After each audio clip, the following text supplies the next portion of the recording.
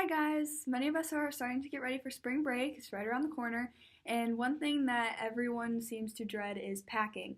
So I'm here to help. I made a quick guide and a video on how to make your life a little bit easier.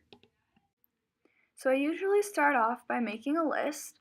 You can think through everything that you might need. So for a tropical vacation, shorts, shirts, swimsuits, and then you'll start packing, so start checking off those things as you put them in your bag.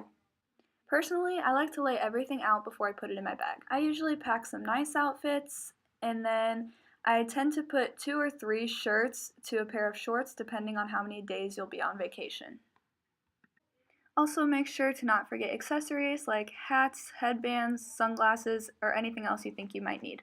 Don't forget your shoes, comfortable ones and nice ones. And then I also packed some comfy clothes, so sweatshirts, t-shirts, some athletic shorts to sleep in or to just chill in. Then once you have everything set out, you can start packing. Make sure you fold everything nice so it all fits. I usually try to put the bigger articles of clothing, so sweatshirts, stuff like that, in first and then fit everything else on top. I hope this video helped you, maybe just a little bit. Have a good spring break!